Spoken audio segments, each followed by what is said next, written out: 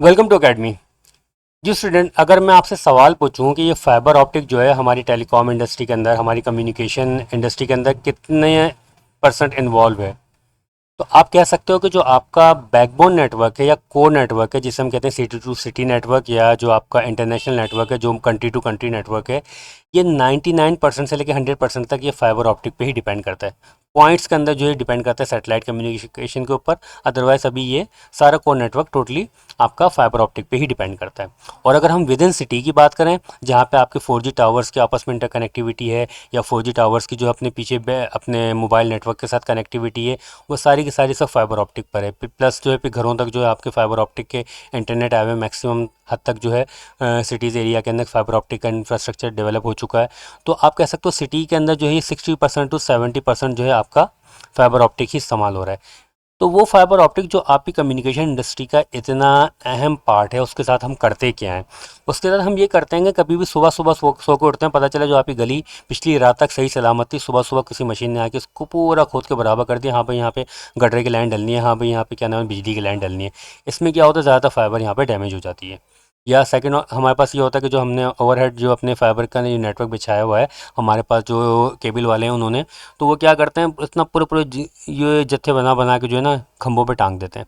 अब कोई के इलेक्ट्रिक वाले आते हैं, उसकी सफाई करके चले आते हैं, काट पीट के बराबर कर देते हैं। हमारा जो सिटी का जो विद इन सिटी जो इंफ्रास्ट्रक्चर अच्छा खासा इससे इसकी वजह से कट होता रहता है, डैमेज होता रहता है। या एक शार्क जो हाँ स्पेशली पाकिस्तान वालों के लिए हमेशा तैयार रहती है, और जो है बस ऑर्डर का इंतजार करती है, जैसे उसको ऑर्डर मिलता है फ़ौरन जो है सबमरीन केबल को ये कट कर देती है। तो जैसे ही ये सबमरीन केबल कट होती है, तो सिटी टू सिटी, वो sorry country to country network वो भी डैमेज हो जाता है।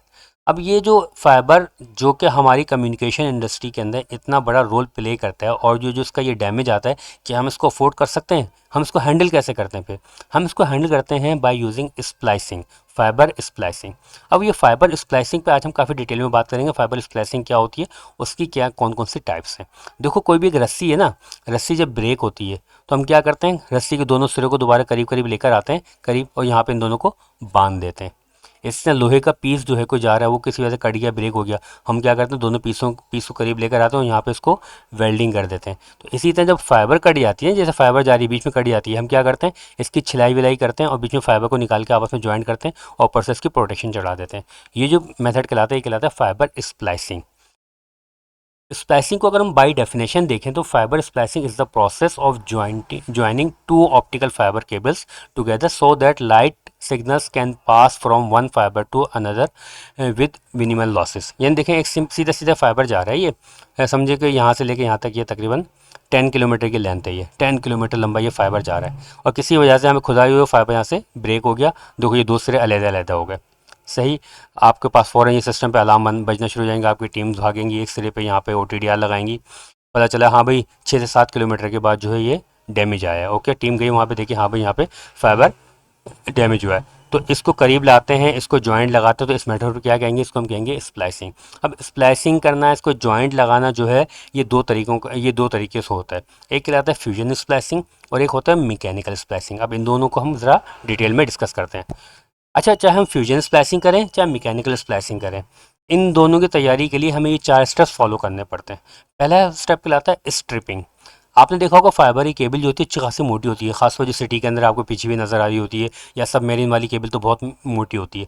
वो इतना मोटा केबल होना, उसका क्या क्या मतलब होता है कि उसके अंदर ऊपर प्रोटेक्शन ज़्यादा होती है। सही है, लेकिन बीच में तो वही बारीक सा एक फाइबर होता है ना, फाइबर तो वो बारीक सा एक होता है खाली, बाकी सारी की सारी क्या होती है, ये प्रोटेक्शन होती है। जब ये केबल, एक बड़ी सी केबल है, जब ये टूट जाएगी, ब्रेक हो जाएगी किसी वजह से, तो हम इसको जॉइंट लाने क्या करेंगे, ये सारा एक्स्ट्रा कोटिंग, इससे सारे एक्स्ट्रा लेयर यहाँ से भी हटाएंगे, यहाँ से भी हटाएंगे, यहाँ से भी हटाएंगे, यहाँ से भी हटाएंगे, तो यहाँ से भी सिंगल एक फाइबर निकालेंगे, नेकेड फाइबर, और सिंगल यहाँ से फाइबर निकालेंगे, क्योंकि हमें इन दोनों को जॉइंट लगाना होता है। सही है, ये जो एक्स्ट्रा लेयर्स को हटाने का प्रोसेस है ना, इसको हम कहते हैं स्ट्रिपिंग, जिसमें आप क्या करते हो, एक्स्ट्रा लेयर्स को हटाते हो। You use a fiber stripper to remove the outer buffer or coating to reveal the bare glass। यानी जो आपका खाली जो गिलास का जो स्ट्रक्चर है, उसको निकालने के लिए आप जो सब सफाई करते हो, हटाते हो, उससे हम कहते हैं स्ट्रिपिंग। अब स्ट्रिपिंग करने के बाद अगला मेथड कहलाता है क्लीविंग। अब क्लीविंग किसे कहते हैं, सॉरी क्लीनिंग। क्लीनिंग क्या होता है? क्लीनिंग होता है जब आपने गिलास को निकाल लिया तो उसकी सफाई करते हैं। आपके पास जो है क्लीनिंग सॉल्यूशन होता है, उसकी मदद से आप उसको साफ़ सुथरा करते हैं। बिल्कुल चमकता हुआ फाइबर यहाँ से आपके हाथ में आ जाता है। तो जो उसकी सारी प्रोटेक्शन लेयर है वो पीछे पीछे होती हैं। से यहाँ से गिलास निकल गया, यहाँ से ये गिलास निकल गया। ओके, फिर इसकी सफाई करते हैं। अच्छा, सफाई करने के बाद एक अगला मेथड कहलाता है क्लीविंग। क्लीविंग क्या होता है? क्लीविंग ये होता है भाई, देखो जब भी कभी फाइबर या कोई भी गिलास ब्रेक होता है, अपनी रियल लाइफ में भी देखना, कोई भी गिलास ब्रेक होगा ना, बिल्कुल 90 डिग्री पे ब्रेक तो नहीं होगा ना, वो टेढ़ा मेढ़ा ब्रेक होगा। यहाँ से ब्रेक हो गया और ये, अब अगर इस ब्रेक ग्लासेस को हम करीब ला ला के जॉइंट मार देंगे तो बीच में एयर गैप भी आ सकता है, इम्प्योरिटीज़ भी आ सकती हैं। तो ज्वाइन करने के बाद जो फिर लाइट जो है इजीली ट्रैवल नहीं कर पाएगी। तो एक टूल आता है जिसे हम कहते हैं क्लीवर। क्लीवर का काम क्या होता है? ये टूटे हुए टेढ़े मेढ़े सरफेस को क्या करती है, बिल्कुल 90 डिग्री पे कर देती है। मिसाल के तौर पर ये बिल्कुल 90 डिग्री पे कर देती है। ये यानी बीच में जो ये टेढ़ी मेढ़ी लेयर्स बन गई हैं इसको ख़त्म करती है, बिल्कुल 90 डिग्री पे कट लगाती है। इससे हम कहते हैं क्लीवर का ये काम होता है। दो ये क्लीवर यहाँ पे दिखाया गया। एक साइड से आपने फाइबर को स्ट्रिपिंग कर दी, क्लीनिंग कर दी, इसका पूरा एक सॉलिड फाइबर का पीस इसके अंदर, जो बिल्कुल खाली गिलास को जो पीस है वो इसके अंदर रखा, ऊपर से टक करके इसको यहाँ से दबा दिया। ये नीचे आता है तो यहाँ पे कटर लगा होता है, इसको बिल्कुल इस जगह पे ये बिल्कुल 90 डिग्री पे कट लगा देता है और फाइबर आपको बिल्कुल 90 डिग्री पे कट हो जाता है। इसे हम कहते हैं क्लीविंग। अच्छा भाई, क्लीविंग हो गया। अब ये स्प्लाइसिंग के लिए रेडी हो गया। अब चाहे इस पे आप मैकेनिकल स्प्लाइस करो, चाहे इस पे फ्यूजन स्प्लाइस करो। अब हम बात करते हैं मैकेनिकल स्प्लाइस की। देखो, जब फाइबर की आपने स्ट्रिपिंग भी कर दी, क्लीनिंग भी कर दी, क्लीविंग भी कर दी, अब तो देखो ये फाइबर है, सही है, ये इसका क्लैड है ऊपर वाला और ये बीच वाला ये कोर है। दूसरे साइड का ये क्लैड है, ये क्लैड है, बीच वाला ये कोर है। अब चाहे आप मैकेनिकल स्प्लाइस करो चाहे फ्यूजन स्प्लाइस करो, आपका टारगेट क्या होता है कि कोर के सामने कोर आ जाए और क्लैड के सामने क्लैड आ जाए, यानी अलाइनमेंट आपकी परफेक्ट हो। लेकिन जब कभी भी आपको इमरजेंसी के अंदर फाइबर ज्वाइंट करना होता है ना, वहाँ पे आप इस्तेमाल करते हो मैकेनिकल स्प्लाइस। मिसाल के तौर पे आपके घर में एक टंकी भर रहे थे, आपका पाइप के ज़रिए पानी आ रहा था, आप टंकी भर रहे थे, सही है। अब किसी पानी आ रहा था और टंकी भर रहा था यहाँ पे। अच्छा, किसी वजह से ये बीच में से अपना पाइप कट गया, तो आपके अब्बू बोलेंगे बेटा जल्दी से जाके एक काम करो, फाइबर ये जो पाइप कटा है ना, दोनों के सिरों को आपस में मिला के अपने हाथ से होल्ड कर दो, बस थोड़ी देर की बात है। ये पाइप, ये टंकी भर जाए, भरने वाली है, फिर हम पीछे से बंद करके प्रॉपर तरीके से इसको जोड़ देंगे। ये टेम्परेरी सोल्यूशन है ना, तो इसमें भी आप जब पहुंचोगे, आप अच्छे बच्चे हो, आप क्या करोगे, आप बोलोगे कि यार ज़्यादा पानी लॉस ना हो। आप बिल्कुल दोनों सिरों को अच्छी तरह अलाइन करोगे सीधा सीधा, ताकि पानी इजीली निकल जाए इसके अंदर। तो जितनी अच्छी अलाइनमेंट आपकी होगी इसके अंदर, उतना यहाँ पे लॉस कम से कम होगा, ज़्यादा से ज़्यादा पानी यहाँ पे पहुंचेगा। लेकिन बहरहाल ये तो आपने मैनुअल पकड़ा हुआ है ना, ये तो थोड़ा बहुत यहाँ पे लॉसेस होंगे, हाथ गीला होगा, थोड़ा बहुत पानी की लेयर्स यहाँ से निकलेंगे, लेकिन बहरहाल आप उसको होल्ड करके रखोगे क्योंकि ये टेम्परेरी सोल्यूशन है। तो मैकेनिकल स्प्लाइसिंग इसी तरह टेम्परेरी सोल्यूशन होता है। आपकी कम्युनिकेशन चल रही होती है, कहीं पे अचानक एकदम ब्रेक आ जाए, तो वहाँ पे आप क्या करते हो, वहाँ फ़ौरन टीम को भेजते हो, बोलते हो यार अभी स्प्लाइसिंग मशीन बाद में आएगी, तुम जाओ पहले मैकेनिकल स्प्लाइस मारो। वो जाती हैं, क्लीनिंग करती हैं, क्लीविंग करती हैं, स्ट्रिपिंग करती हैं, सब कुछ करके जब फाइबर को रेडी हो जाता है, 90 डिग्री कट हो जाता है, उसको फ़ौरन जॉइंट मार के अपना एक ये क्लिप आता है, इसकी मदद से एक एक साइड पे फाइबर को डालते हैं, एक साइड से फाइबर को डालते हैं, डालने के बाद इसको क्लिक करके दबा देते हैं, ये होल्ड हो जाता है इसके अंदर। इसमें कोर के सामने कोर आ जाता है, क्लैड के सामने क्लैड आ जाता है, तो ये सिग्नल यहाँ से यहाँ ट्रैवल होना शुरू हो जाता है। लेकिन बहरहाल ये एक मैकेनिकल मेथड है, इसमें ह्यूमन की इन्वॉल्वमेंट है, इंसानी हाथ की इन्वॉल्वमेंट है। तो इसमें क्या होता है, इसमें अलाइनमेंट सही तरह से नहीं हो पाती और बीच में एयर गैप भी रह जाता है। तो इस वजह से जो मैकेनिकल स्प्लाइस होता है, इसका लॉस थोड़ा ज़्यादा होता है, 0.2 dB से लेकर 0.5 dB तक। ये एक अच्छा खासा लॉस होता है, लेकिन बहरहाल आपके इमरजेंसी सोल्यूशन के अंदर ये काम करता है। बात क्लियर हो गई। अब लॉस होने की इसमें रीज़न क्या होती है, क्योंकि कोर अलाइनमेंट का भी इशू आ जाता है, बीच में एयर गैप भी आ जाता है इसके अंदर। या अगर आपने आपका क्लीविंग मशीन नहीं थी जो 90 डिग्री कट करे, आपने अंदाज़न इसको जो है अपना की टूल की मदद से कट किया और फ़ौरन उसको क्लिप में डाल दिया, तो क्लीविंग 90 डिग्री पे नहीं हुई, तो इस वजह से भी ये इसमें गैप आता है। लेकिन बहरहाल अपनी कम्युनिकेशन को आप चलाने के लिए जो है आप ये मैकेनिकल स्प्लाइस आप कर देते हो। ये जो हमने फाइबर ऑप्टिक वो सॉरी हम OTDR के अंदर हम जो स्क्रीन पढ़ रहे थे, उसमें हम ग्राफ चेक कर रहे थे, ये जो बीच में ये देखो ये ना ये स्पाइक्स आते हैं, ये सारे के सारे क्या हैं, ये मैकेनिकल स्प्लाइस होते हैं। मैकेनिकल स्प्लाइस का क्या होता है, एक रिफ्लेक्शन, बैक एंड पे एक रिफ्लेक्शन जनरेट होती है। ये लास्ट वीडियो जो मैंने बनाई थी जिसमें डेड जोन मैंने आपको पढ़ाया था, ये रिफ्लेक्शन जो जनरेट होती हैं ये मैकेनिकल स्प्लाइस की वजह से होती हैं, क्योंकि यहाँ पे बीच में एयर गैप भी आ जाता है। तो मैकेनिकल स्प्लाइस जो है ये थोड़ा सा डिस्टर्ब करता है आपको, लेकिन बाहर अपनी कम्युनिकेशन आपकी स्टेबल हो जाती है। ये होता है फ्यूजन स्प्लाइस। फ्यूजन सेकंड जो ऑप्शन होता है फ्यूजन स्प्लाइसिंग, ये परमानेंट सोल्यूशन होता है। इसमें आप क्या करते हो, इसमें इसी तरह फाइबर को आप क्लीनिंग भी करते हो, क्लीविंग भी करते हो, स्ट्रिपिंग सब कर दिया, करीब करीब लेकर आते हो, करीब करीब लाने के बाद जो है ना यहाँ पे और यहाँ पे एक आर्क गर्म करते हो, उसको गर्म करके बिल्कुल उसको जो है ना बिल्कुल मशीन की मदद से जो है ना ये आपकी स्प्लाइसिंग मशीन आती है। इसमें एक फाइबर सिरा यहाँ पे लाकर लगाते हो आप, दूसरा सिरा ला के यहाँ पे लगाते हो आप, सही है। इसके ऊपर जो है बहुत छोटे छोटे कैमरे लगे होते हैं, पूरी आगे स्क्रीन पे नज़र आ रहा होता है सारा कि वो, और मशीन ऑटोमेटिकली उसको अलाइन करती है, कोर के सामने कोर को लेकर आती है, आपको स्क्रीन पे नज़र आ रहा होता है, क्लेट के सामने क्लेट को लाती है और बिल्कुल फिर इनको करीब लेकर आती है। करीब लाने के बाद यहाँ पे उसको आर्क, इलेक्ट्रिक आर्क की मदद से गर्म करती है, इतना गर्म करती है कि भाई ये जो कोर और क्लेट जो है पिघल के एक दूसरे के साथ पेनिट्रेट कर जाते हैं। तो हम इसे कहते हैं अब ये पक्का जॉइंट लग गया। पेनिट्रेशन करने के बाद उसको जो है इसके ऊपर एक स्लीव चढ़ा दी जाती है ताकि ये प्रोटेक्शन लेयर हो जाए। तो ये जो स्प्लाइसिंग होती है इसे हम कहते हैं fusion splicing. Fusion splicing is a method of permanently jointing two optical fibre by melting their ends together using heat and electric arc. इसका लॉस बहुत कम होता है, 0.05 से लेकर 0.1 dB। जितना अच्छा आपका स्प्लाइसर होगा, जितना आपका अच्छा जॉइंटर होगा, वो ये काम अच्छी तरीके से इसको कर देगा। Zero reflection. अच्छा, जिससे मैंने मैकेनिकल स्प्लाइस में बताया ना कि वहाँ पे ये मैकेनिकल स्प्लाइस इससे ये लेयर्स बैक, ये डेड जोन जनरेट होता है, रिफ्लेक्शन बैक एंड पे रिफ्लेक्शन आती है। देखिए ये फ्यूजन स्प्लाइस है।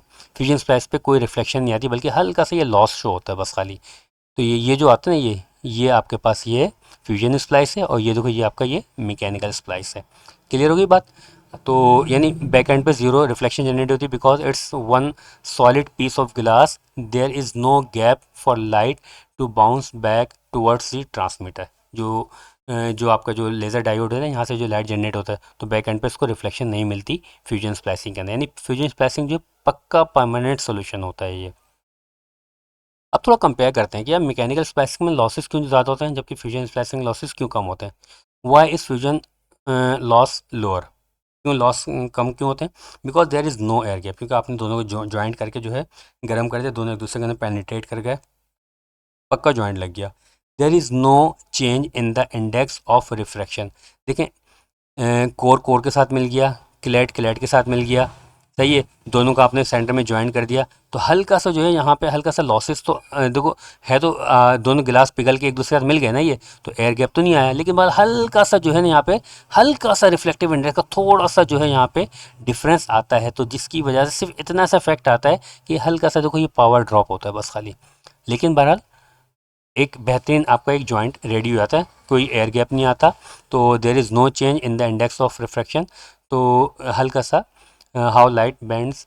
अच्छा, because the machine aligns the core using microscopic cameras the alignment is near perfect. तो ये मशीन ने अलाइन किया था ना कोर को कोर के साथ, क्लैट को क्लैट के साथ, तो ये अलाइनमेंट जो है तकरीबन नियरली 100% परफेक्ट होती है। तो जितनी अच्छी अलाइनमेंट होगी उतने कम से कम लॉसेज होंगे। लेकिन मैकेनिकल स्प्लाइसिंग के अंदर लॉसेज ज़्यादा होते हैं। क्यों ज़्यादा होते हैं? Even a microscopic gap between the two glass ends cause light to scatter. अब आपने एक मैकेनिकल तरीका अपनाया था, आपने खाली दो चीज़ों को छील के, दो फाइबर को छील के करीब करीब ला के इनको यहाँ पे जॉइंट लगा दिया था। अब बीच में एयर गैप ज़्यादा भी हो सकता है, कम भी हो सकता है, आपके पास जो सब प्रॉपर टूल नहीं थे, क्लीवर आपका प्रॉपर मौजूद नहीं था, तो वहाँ पे आपने बस छील छाल के हल्का सा कट करके लगा दिया, तो ये क्लीविंग भी अच्छी नहीं हुई सम टाइम। तो ये इस वजह से यहाँ पे इसका लॉसेज ज़्यादा होता है। Mechanical splice use a special gel to breach the gap over time. This gel can dry out, get dirty or shift with temperature causing the loss to increase। अच्छा, ये जो कनेक्टर होता है ना, इस कनेक्टर के अंदर जब आप दो फाइबर्स को करीब लेकर आते हो, बीच में एयर गैप होता है यहाँ पे, सही है। इस एयर गैप को कम करने के लिए आप क्या करते हो, यहाँ पे एक जेल डालते हो बीच में। अब जेल का रिफ्रैक्टिव इंडेक्स और जो इसकी कोर का रिफ्रैक्टिव इंडेक्स तकरीबन करीब करीब होता है, ताकि आपकी कोशिश ये होती है कि यार बस क्या नाम है अपना, सिग्नल इजीली यहाँ से ट्रैवल हो जाए, बीच में इसको एयर गैप ना मिले, तो आप बीच में जेल लगाते हो, सही है। अब ये जेल जो है अगर अभी आपने ताज़ी ताज़ी लगाई है तो इट्स ओके, अभी अच्छा काम करेगी। लेकिन अगर आप इस मैकेनिक स्पेस को थोड़ा चाहते हो कि यार थोड़ा दिन तक चलाओ, तो क्या होता है कुछ दिनों के अंदर ये एयर जेल सूख जाती है, इसमें डस्ट आ जाती है, जिसकी वजह से जो है बीच में जो है एयर गैप ज़्यादा आ जाता है, फिर जो है सिग्नल आपको ज़्यादा ड्रॉप आना शुरू होता है। क्योंकि ये मैकेनिकल स्प्लाइस जो होता है टेम्परेरी सोल्यूशन होता है, परमानेंट सोल्यूशन नहीं होता।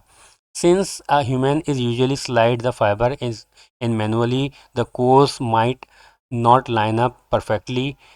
अब ये देखो, ये दोनों फाइबर्स को करीब लाना है, इनको ज्वाइंट करना एक इंसान ने किया तो गलती हो सकती है, अलाइनमेंट परफेक्ट नहीं हो सकती, तो इस वजह से भी मैकेनिकल स्प्लाइसिस के अंदर लॉसेस ज़्यादा होते हैं।